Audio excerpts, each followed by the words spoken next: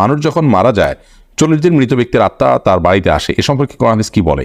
ঘরের মধ্যে জীবজন্তুর ছবি থাকে, এবার ইসলাম কি বলে? 4 রাকাত ফরজ নামাজের শেষ 2 রাকাত অনেক সময় সূরা ফাতিহার সাথে অন্য কোন সূরা পড়ে ফেলি, এক্ষেত্রে নামাজ কি সঠিক হবে? আমি রাগ নিয়ন্ত্রণ করতে পারি না, এর জন্য প্রতিনিয়ত অনেক সমস্যার সম্মুখীন হই, কিভাবে রাগ নিয়ন্ত্রণ এবং ধৈর্য ধারণ করতে পারি? 4 রাকাত বিশিষ্ট নামাজের প্রথম রাকাতে সূরা নাস পড়লে পরবর্তীতে করণীয় কি? ভুলে যদি কোরআনে পা লেগে যায় এজন্য বড় কোনো পাপ হবে কি? আমি রাতে ঘুমোতে গেলে শুধু খারাপ কথা চিন্তা হয়, নামাজ শুরুর পর যদি মনে পড়ে যে আমার ওযু ভেঙে গেছে বা সন্দেহ হয় ওযুর ব্যাপারে, তখন আমার কি করা উচিত?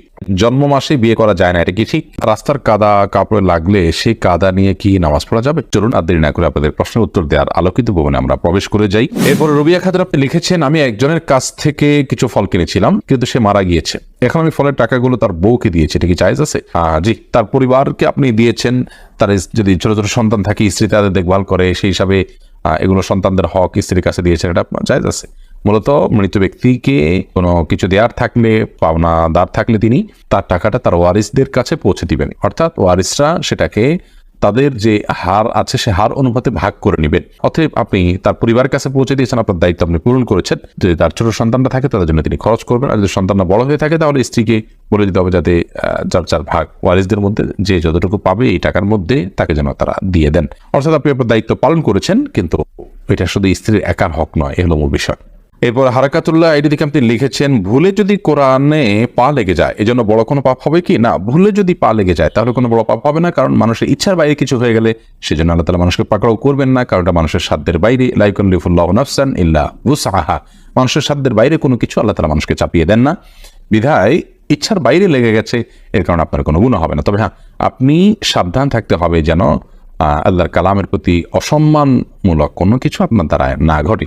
ইচ্ছাকৃত করলে তো সেটা কুফরি হতে পারে, আল্লাহর কোরআনকে ইচ্ছাকৃত অপমান করলে, অবমাননা করলে সেটা তো ঈমান চলে যাওয়ার মতো বিষয় হতে পারে। বাকি অনিচ্ছাকৃত হলে কারণে কোনো গুনাহ হবে না, সতর্ক থাকার চেষ্টা করতে হবে পরবর্তী সময়ের জন্য।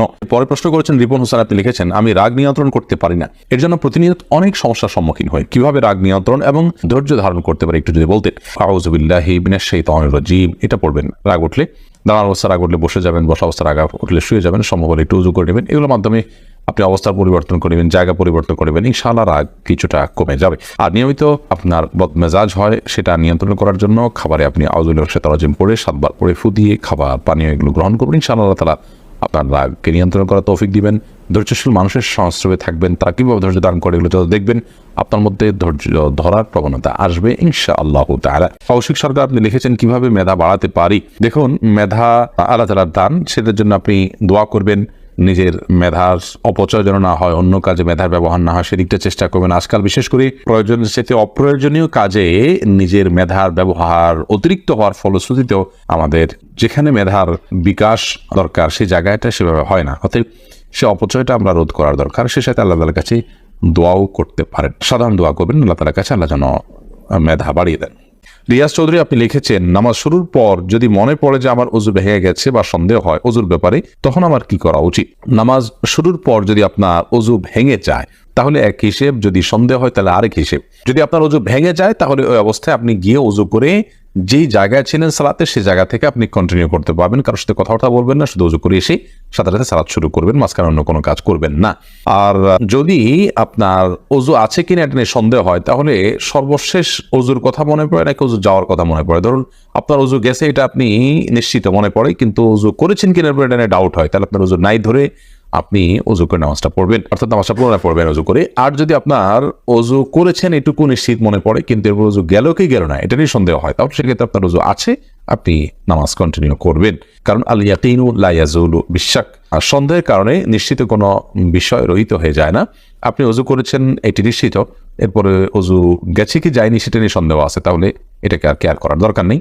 আর যদি ওযু গেছে এটি নিশ্চিত, পেশাব করেছেন আপনার মনে পড়ে কিন্তু এরপর ওযু করেছেন কিনা সেটা নিয়ে সন্দেহ হচ্ছে, তাহলে এই সন্দেহটাকে কেয়ার করার দরকার নেই, আপনার ওযু নাই সেটিকে আপনি নিশ্চিত ধরে সামনে এগোবেন। শুক্কুর এআইডি থেকে লিখেছেন, ঘরের মধ্যে জীবজন্তুর ছবি থাকে, এবার ইসলাম কি বলে? যদি ড্রয়ারে থাকে, অন্য কোথাও থাকে, প্রয়োজনীয় ছবি থাকে সেটা জায়েজ আছে, কিন্তু ওয়ালে বা অন্য কোথাও যদি টাঙিয়ে রাখেন সেটা জায়েজ না, এবং সে কারণে রহমতের ফেরেশতা আসবে না। নবী করিম সাল্লাল্লাহু আলাইহি ওয়াসাল্লাম বলেছেন বুখারীর হাদিসে, লা তাদখুলুল মালায়েকাতু বাইতান ফিহি কালবুন আও সূরা, কোন বাসায় যদি কুকুর বা মানুষের বা কোনো প্রাণীর আকৃতি থাকে, অর্থাৎ টাঙানো থাকে, প্রকাশ্য থাকে, তাহলে সেক্ষেত্রে সেখানে আল্লাহ রহমতের ফেরেশতা প্রবেশ করবে না।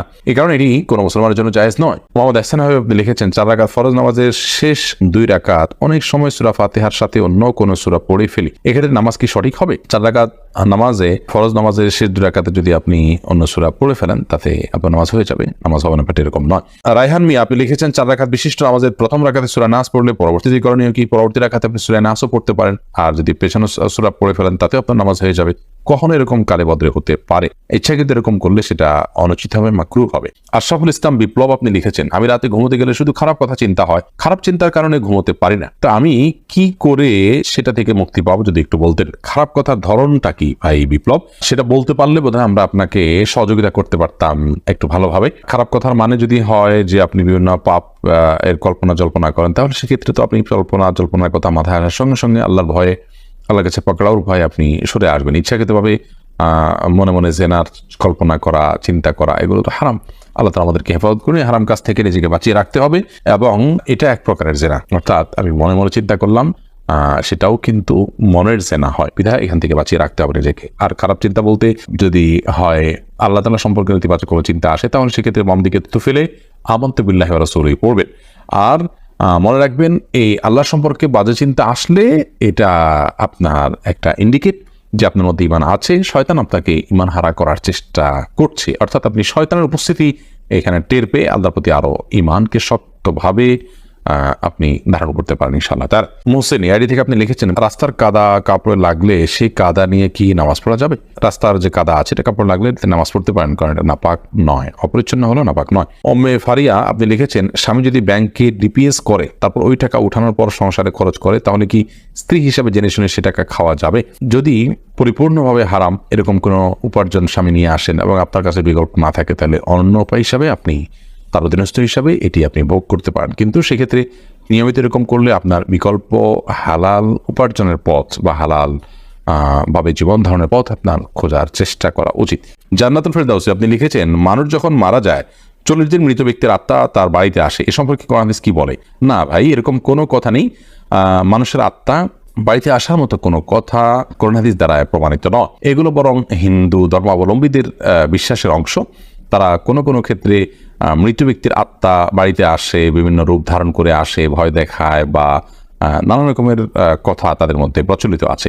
একজন মুসলমান কখনো এই বিশ্বাস ধারণ করতে পারেন না, বরং একজন মানুষের মৃত্যুর পর তার আর ফিরে আসার কোনো সুযোগ থাকে না, সেটা কোনোভাবেই না। বিধায় এগুলো আমাদের সমাজে প্রচলিত কুসংস্কারের অংশ যে কোনো মানুষের মৃত্যুর পর তিনি আবার উঠোনে আসেন, বাড়িতে আসেন, বিভিন্ন রূপ ধারণ করে আসেন, বিভিন্ন দিনে আসেন, এতদিন পরে আসেন, ইত্যাদি ইত্যাদি। এগুলোর কোনো ভিত্তি কোন হাদিস দ্বারা প্রমাণিত নয়। এম জাহিদ হাসান আপনি লিখেছেন জন্ম মাসে বিয়ে করা যায় না, এটা কি ঠিক? এটা সম্পূর্ণ বেঠিক কথা, এরকম কোনো কথা নেই। জন্ম মাসে বা জন্মের দিনে বিয়ে করতে কোনো বাধা নেই।